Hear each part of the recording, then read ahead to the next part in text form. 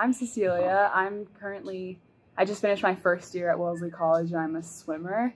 I've been swimming for like 11 years. I'm Danica. I also go to Wellesley. I'm going to be a senior this year, and I have been probably playing soccer for probably 15 years. Hey, this is the third video in our series. We're just going to talk about what being a college athlete looks like and how the recruiting process works for a couple different sports. So thank you so much for watching. Yeah, for swimming, it was pretty straightforward because it's all times, so there's no like showcases or anything like that. So usually by your junior year, you have like a list of what your best events are and what your best times are, and you reach out to coaches or you hear from coaches and they see where you fit in on the team, like if you're on the faster end or the slower end, and then you can usually see like which schools you'd fit in with and which schools would be like a reach for you. Yeah, soccer is very different because obviously you can't set in times for soccer. So the recruiting process has a lot of different steps. I think there's a lot of proactiveness in the recruiting process. So you have to email coaches and be like, hey, I'm going to be at this surf showcase, come watch me play. And so then a coach will, if they're interested in you, come watch you play at this showcase, and you kind of have to travel to like San Diego, to Las Vegas to play, or to even go to the college and go to a recruiting camp at the college that the coach watches you play. And so that's kind of the first sort of recruiting process, is like just the coach getting a sense for how you play on the field. And then you will be talking with coaches, calling them on the phone, talking about how you fit in with their team, who you are as a player. They might even call you a coach from back home. And then you get offered to come visit colleges that are interested in you. And so you can come for a weekend and stay with students on campus and go to classes and eat in the dining hall and meet the team and watch a practice or a game, kind of see what it's like. So like a recruit weekend would be what that's called. And then once you kind of have seen that and you're like, okay, is this the right college for me? Am I a good fit for this college? Then you could like commit, where you verbally commit, say I'm going to come to Wellesley College to play soccer. Yeah, and that's the recruiting process. How binding is the verbal commitment? I don't actually know. I know that for D1, we played D3, Division 3, but for D1, it's like a written commitment, and it's like you can't really break it, and it's like a really bad thing if you do. For D3, since it's a verbal commitment, I think it's just kind of an honor system type of thing, but there's not a binding commitment. Yeah, at least for me and for swimming, the first thing I did was look on like SwimCloud, which is like the website that has everyone's times, and you can like look at colleges and they rank you and like where you would be within the college, so you could see if you like fit in, and if they need like say a butterflyer, or if they have a ton of butterflyers, then you're like, okay, maybe I'm better off somewhere else. And once you kind of figure out what you like and what it is you're looking for, then you can like, for me it was reaching out to coaches, or I heard from some too, and then they would do like a pre-read where you send your like transcript, your school profile, like a resume of some sort. Sometimes you had to write like a little essay, at least I've had it a couple times. And this was all like junior year summer, I think, yeah, or like before end of junior year. And then they say like, they send it to admissions, and then they say like, okay, you pass the pre-read or you don't pass the pre-read, I think. And if you pass the pre-read, then they like proceed with recruiting you, and that's when they started doing like trips, invitations for trips and stuff, which were virtual for my year. But so, and then if you like, I think if you didn't pass the pre-read, they would just like say it would be hard for you to like get into the school even with an athletic spot. So you know where you're at kind of after that. Yeah, it's pretty much the same because I go to the same school. But yeah, there's the pre-read for your academics, and because it's D3, they can't promise you a spot at the school if your academics aren't good enough to get you into the school. So that definitely plays a role. Wow.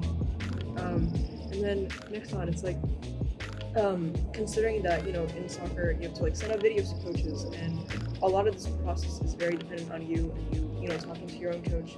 How much initiative overall does the whole process require, and how much of it is guided for you and helped? Yeah, I can go for it.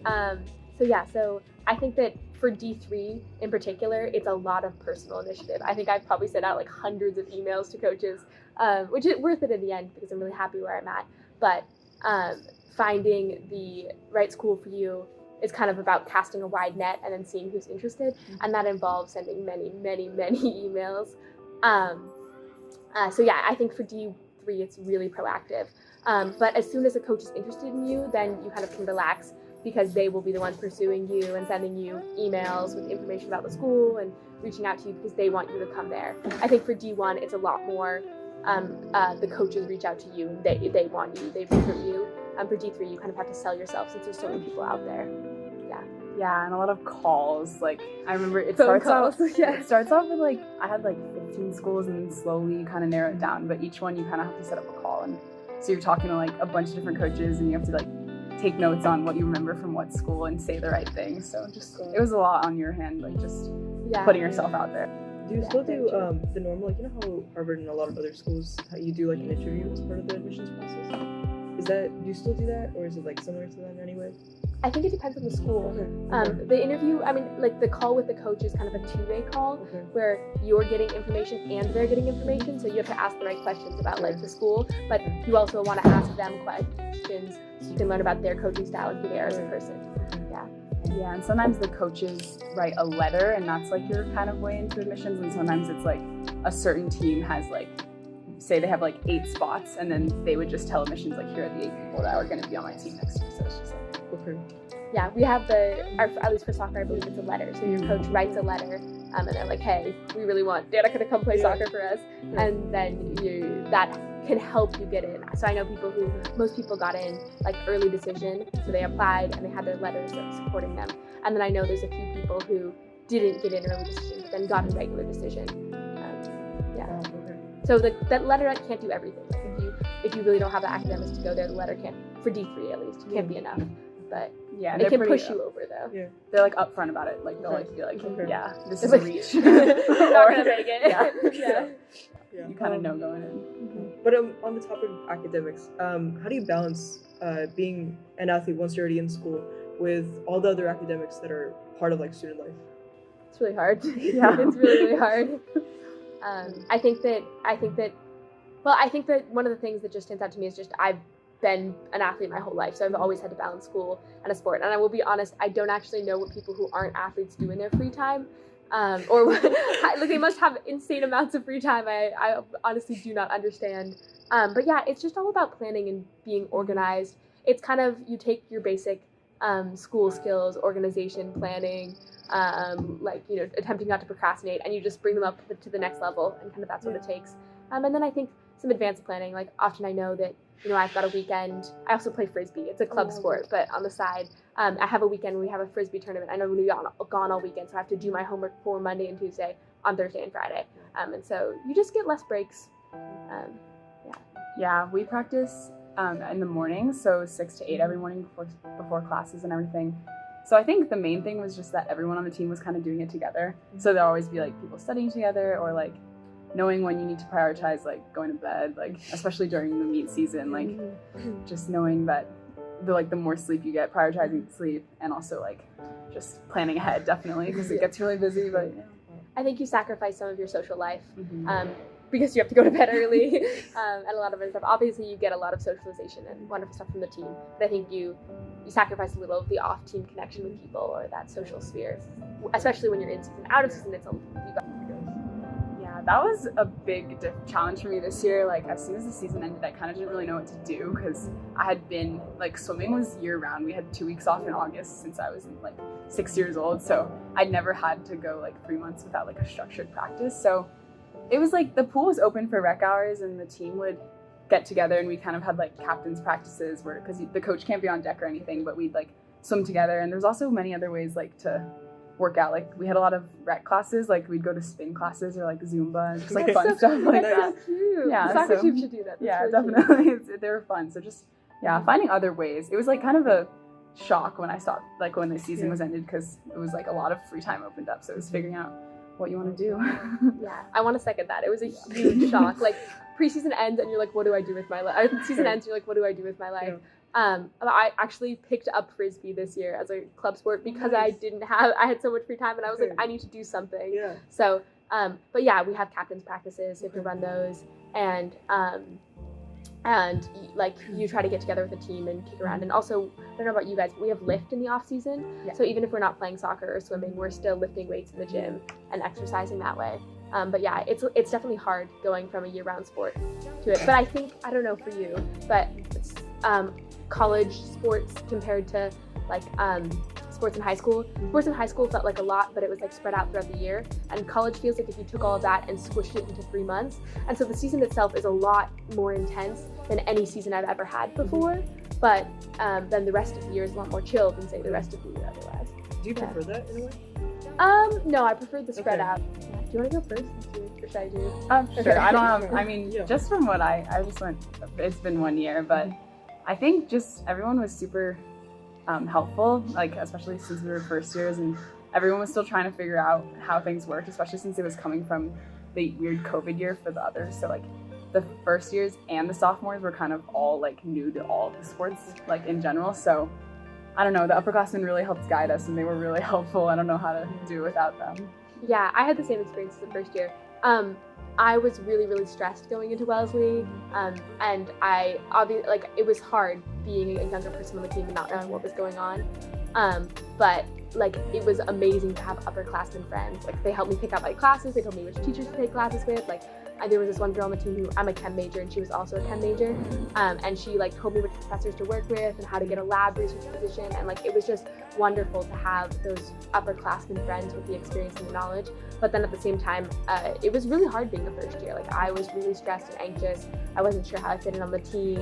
And I think that there was a little bit of divisions when I was a first year on the team. And so it was kind of hard to find your place because there was kind of cracks in say the team culture.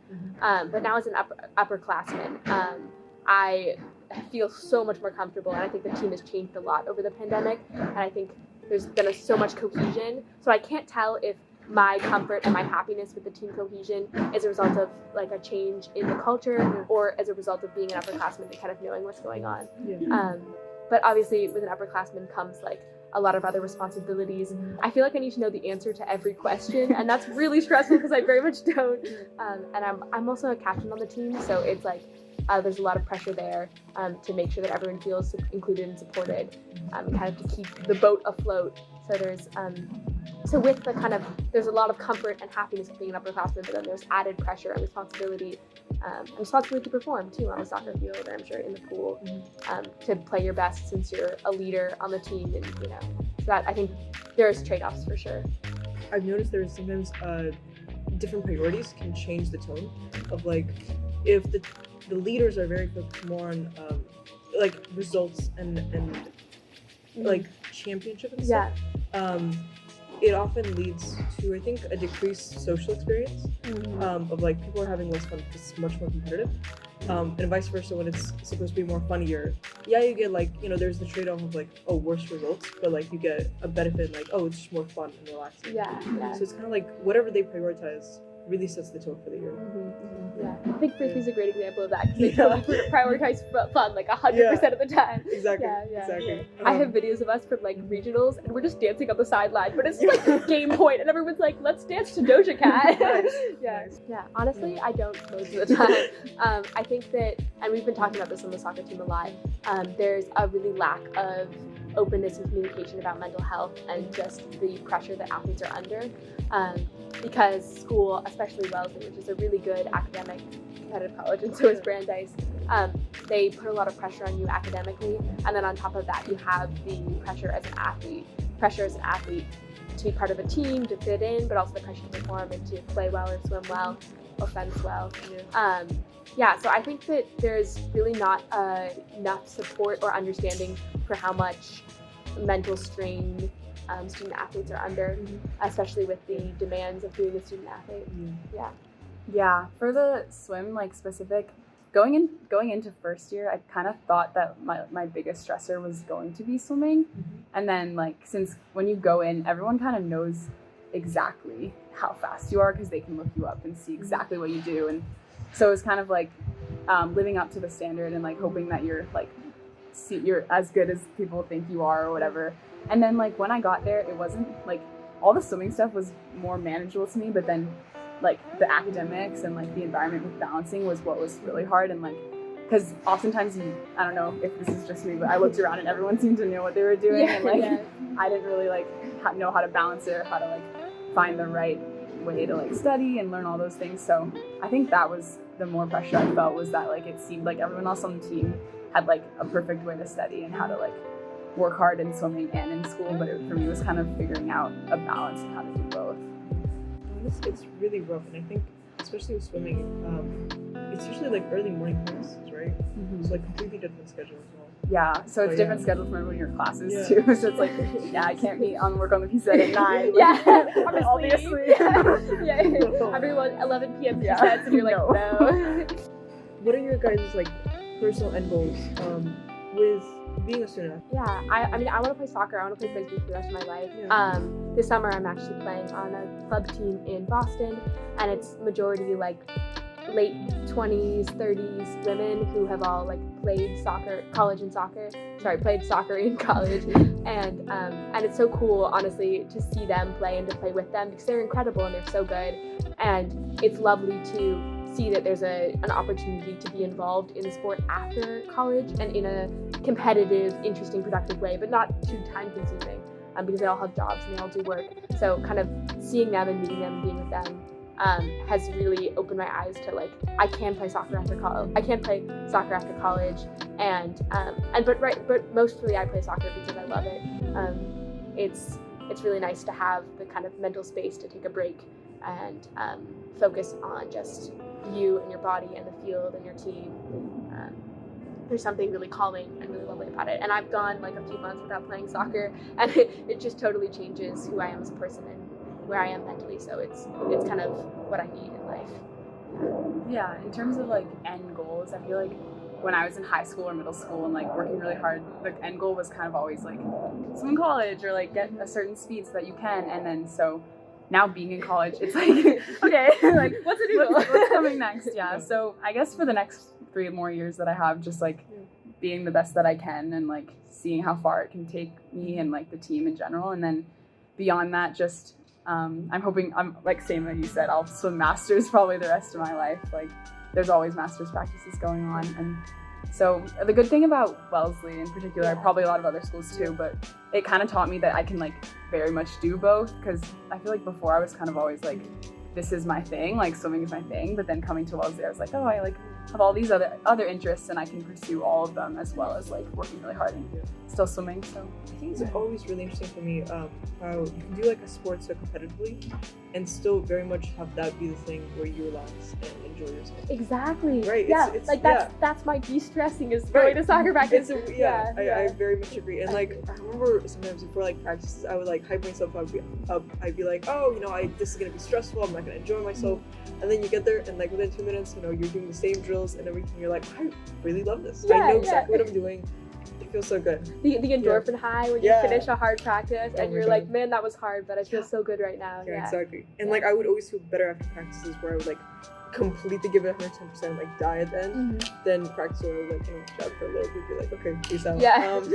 Yeah, and it's completely like your own thing. Like a lot of people like, I don't know, swimming, staring at the black line for like 2.5 hours doesn't seem like something that people enjoy, but like for us and like I'm sure the same in soccer, it's like it's everything and we love it so much, so it's all worth it, everything. Hey, thanks so much for watching. Like, comment, subscribe. Go find our website, go follow us on Insta. Please show us some love and tune in next week for more Open Doors. Open doors and hold them open for others.